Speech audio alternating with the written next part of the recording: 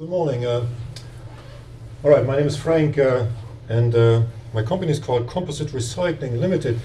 So what we actually do, we are recycling composite materials, particularly tires and also printed circuit boards. For instance, in hand, once they are being discarded, we would be able to recycle them.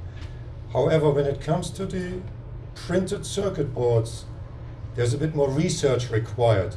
It's a bit more complicated, especially when it comes to those kind of, devices, mobile phones.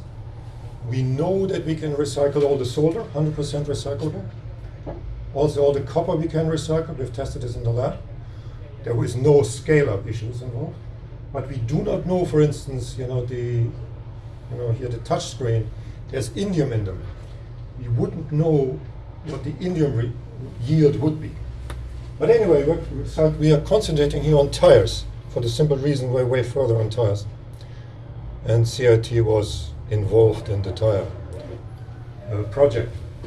So, have you ever thought about if you're driving, speeding, exceeding the speed limit on the motorway, the only thing that actually keeps you on the road is your tire. If your tire explodes or disintegrates, you are in real trouble. So, that's all very well to say, but the problem, of course, arises if the tire is no longer useful. Then you have a problem because tires, of course, are very tough.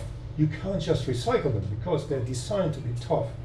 So, and tires are also not just durable, they also are flammable. For instance, this was a fire which occurred 2 years ago in Kuwait, burned for a month and a half. That's a typical fire that occurred in the US. It burned, I think, for 3 years, or something like that. So this occurred all over the world, don't worry about it. It's not restricted to those two countries.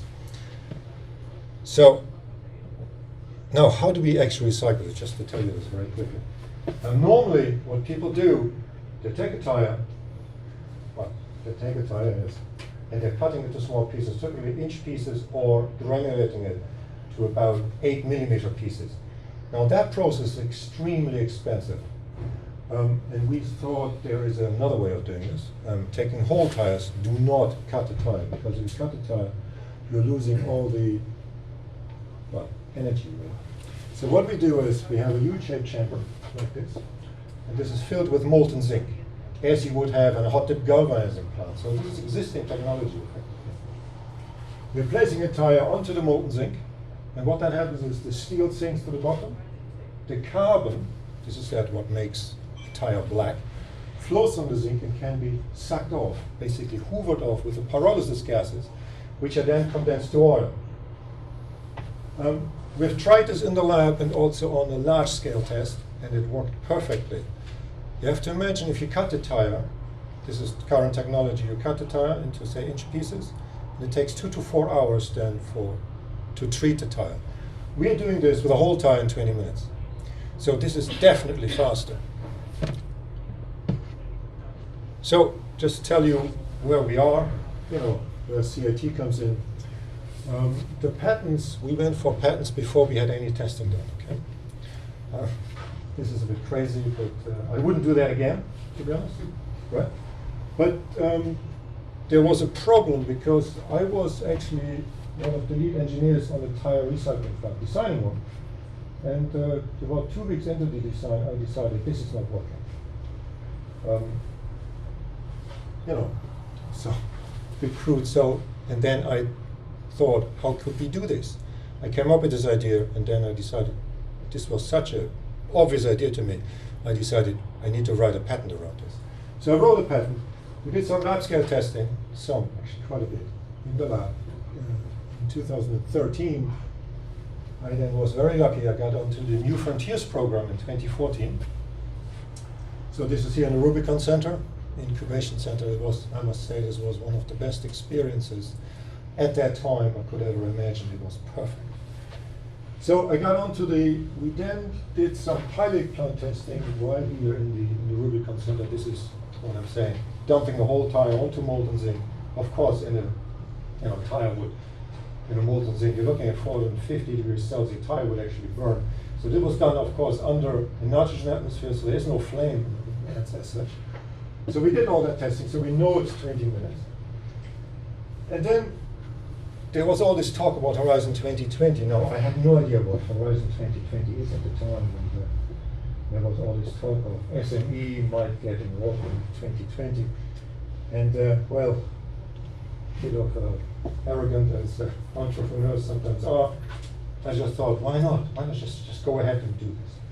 So I did this, got onto the Kappa Center, through the Rubicon Center, got on the Kappa Center. Just see Hillary here. She helped, she was one of the evaluators, and she helped on the, actually quite a bit, on writing the application, because it's very onerous. So, and then all of a sudden, we got a phone call from the commission that we won this. That was in April this year. We won this. This is, of course, was a perfect win again. Timing was impeccable, I have to say, from the commission's point of view, or from my point of view. I have a bit of a problem with this Horizon 2020. They promise you 50,000, but they only give you 17 at the beginning. That's not exactly great from my perspective, but anyway, there are ways around this. So, alright, this is a bit, this was meant to go before this, so, you know, this was, of course, when we got into the New Frontiers program here in the Rubicon Center. Let's keep in mind, this is, of course, financed by Enterprise Island. The lab scale testing, I actually forgot to say this was financed by the innovation vouchers. Most importantly, I thought, was actually not necessarily the money part, of course, is very important, don't get me wrong.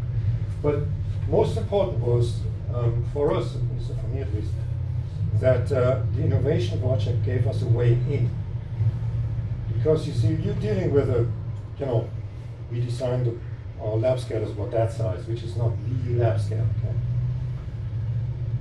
And then you're looking at temperature, heating that up externally with burners, okay, to 450, 480 degrees Celsius. 3 minutes. Yeah, all right, I'll be done. Okay. This actually had a little disadvantage. People were afraid of it in terms of safety. But once I produced the innovation watch, actually we have one of those. Okay. It was, we have to help that man. So that really was the great way of the innovation watch. Okay. So just, you know, I mentioned the cover already. It was really the proposal writing was very, very important for us. We were successful in phase one. Keep in mind all the applicants, there were 2,600 applications at the time. And I think it was 150 successful applicants for phase one. So it's sort of 6%. So that was certainly a great win. So where do we go from now? Where are we, right? So in March 2016, that's the idea at the moment, we will go for phase two. There's another way, because there's also the printed circuit boards. We're thinking at the moment of also going for a large application, sort of 6, 7, 8 million euro application. It would be more research-based into the printed circuit boards. So in October 2016, we would go get a no-go, you know, are we successful or not successful with this application? So we hope we would start in January 2017. So when I look at this, which is scale, right, the time scale. So on the tire itself, we're looking at something like October 2017 before we would know if this is actually going to work on a continuous basis. Is there anything else to say? Right, Kappa Center, right? So it's a proposal writing submission in March, so we will be helping there. Also got us a support letter from a multinational, that's Veolia Recycling. And what they also do, you probably can't, it's difficult to see. This is a piece of a tire which was completely pyrolyzed. So the rubber is gone completely. If you touch this, it's like touching, you know, coal. Okay, except this is extremely brittle if you touch this. So the Kappa Center is going to check this out, how much rubber is left. Now we already know there's no rubber left. Okay, we have to test it for somebody else. But the Kappa Center, they have amazing analytical capability. They can actually tell us from atom to atom what's in here. And this is actually something we would like to know and then write a scientific publication. One of the problems we have is our technology is so radically new. okay, doing this with molten zinc, that people simply don't believe that this can be done. Okay. Hopefully permission those believers or the evaluators of Horizon 2020, and we can move onwards. Okay. So that's me. All right. Thank you.